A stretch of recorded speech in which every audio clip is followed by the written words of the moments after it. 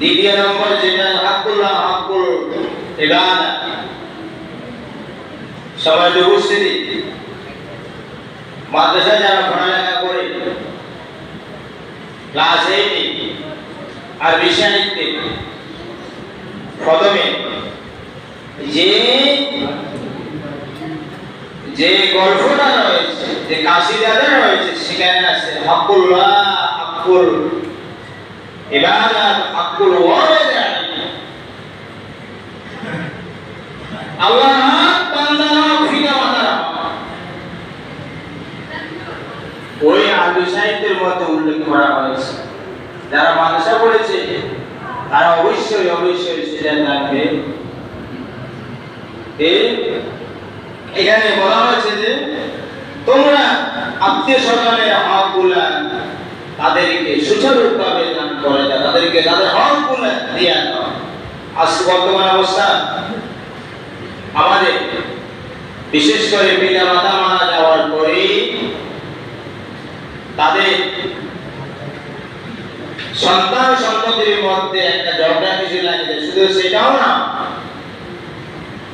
ঝগড়া বিবাদ থেকে শুরু করে কাটাকাটি মারামারি পর্যন্ত অনেক মানুষ সেখানে অত্যাচারিত নির্যাতিত।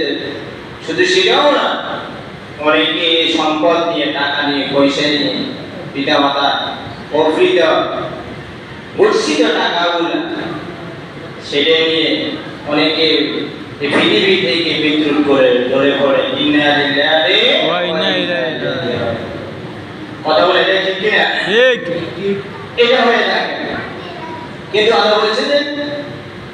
যে তাদের হক দিয়ে দাও। আপনার এটা বলা হয়েছে যে কোরআন অনুযায়ী, ইসলাম অনুযায়ী, শরীয়ত অনুযায়ী, মুনাসিক অনুযায়ী একটা ছেলে দুইটা মেয়ে, একটা ছেলে যেটা ভাবে দুইটা মেয়ে তদ্রূপ একটা ছেলের মতো সেটা সমমান পাইবে। কিন্তু বর্তমান অবস্থায় এই সম্পদগুলো আমরা দিতে চাই না,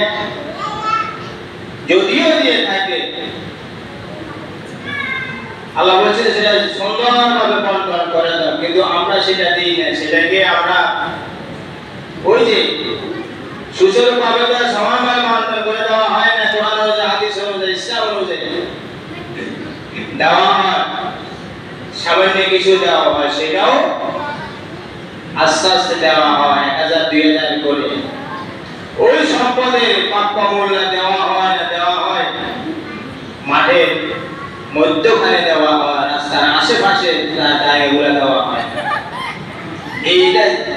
আজকের জমিনের উপর চলতেছে। আর আল্লাহ বলছেন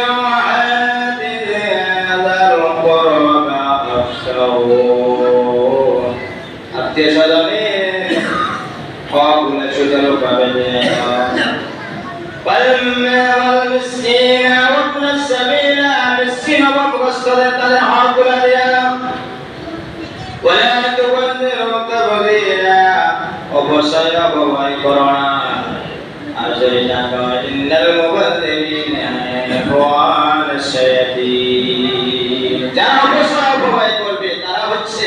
শয়তানের ভাইরা, শয়তানের ভাই, তারা দুষ্ট। বলতেছিলাম যে খাওয়া দাওয়ার থেকে শুরু করে আপনি ঘরের থেকে শুরু করি, যে আমরা বর্তমানে হুজুর ব্যবস্থা রয়েছে, মসজিদের মধ্যে ট্যাপের ব্যবস্থা রয়েছে, কিন্তু এমন ভাবে ফুল স্পিডে আমরা ট্যাপগুলো ছাড়িয়ে দিই যে পানি দিই 5 জনে ওযু করতে পারে,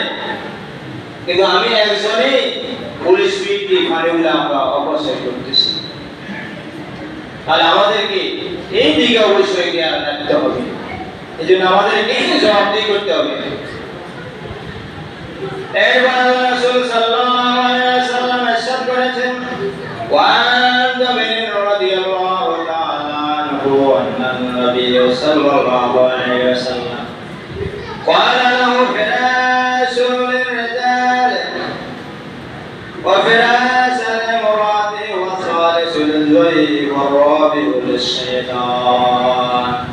رواه مسلم মুসলিম শরীফের হাদিস হযরত জাবের হাদিসে বর্ণনা করেছে তিনি বলেন আল্লাহ রাসূল সাল্লাল্লাহু আলাইহি ওয়াসাল্লাম বলেছেন যে কারো ঘরে ওয়ালাহু ফিরাশুন লিররাজুল কারো ঘরে একটি বিছানা বা একটি কামরা একটি রুম তার জন্য ও ফিরাশুল ইমরাতি দ্বিতীয় যে রুমটা রয়েছে কামরাটা রয়েছে বিছানাটা রয়েছে ইমরাতি তার স্ত্রীর জন্য ওয়াসালিসুল ইসমাঈ তৃতীয়টা হচ্ছে তার মেহমানের জন্য এরপরে চতুর্থ হলো রাবিউল শয়তান চতুর্থ নম্বর যে কামরাটা রয়েছে রুমটা রয়েছে সেটা হলো শয়তানের জন্য কার জন্য কার জন্য শয়তান কিন্তু এখন দেখেন বর্তমান অবস্থা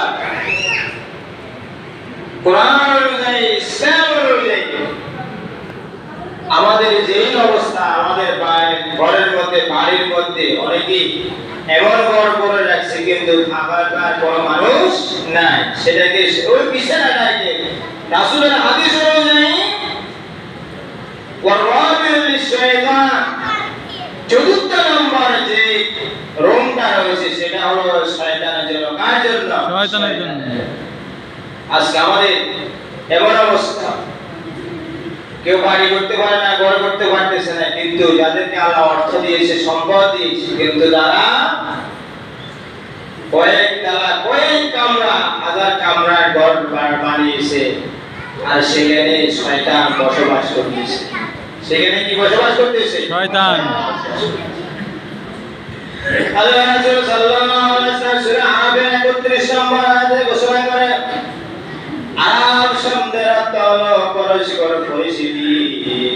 আরাম শব্দের অর্থ পরস্পর পরিচিতি কেন পরিচিতি আমাদের আদি পিতা হযরত আদম আলাইহিস সালাম আমাদের আদি পিতার নাম কি হযরত আদম আলাইহিস সালাম আমাদের আদি পিতার নাম হযরত আদম আলাইহিস সালাম মানুষের পিতা কয়জন তিনজন মানুষের পিতা কয়জন তিনজন আমরা জানি তিনজন কয়জন তিনজন আরে পিতা মানুষের পিতা হলো তিনজন কয়জন তিনজন আজকে থেকে আমাদেরকে বুঝতে হবে যাকে তাকে পিতা বলা যাবে না পিতা হলো তিনজন এক নম্বর হলো হযরত আদম আলাইহিস সালাতু ওয়াস সালাম আমাদের আদি পিতা যেটাকে কোরআনের ভাষা বলা হয় আওয়াল ভাষা আর আদম আলাইহিস সালাম এক নম্বর পিতা দ্বিতীয় নম্বর পিতা হলো আমাদের জাতির পিতা ইব্রাহিম আলাইহিস সালাতু ওয়াস সালাম সুবহানাল্লাহ তিন নম্বর পিতা হলো নিজের বাপ আমরা যাকে আমরা পেয়েছি যাকে আমরা ঘরে পেয়েছি যার উসিলা করে আমরা এই পৃথিবীতে আসার ব্যবস্থা হয়েছে সেটা হলো আমাদের তিন নম্বর পিতা তাহলে বোঝা গেল মানুষের পিতা কয়জন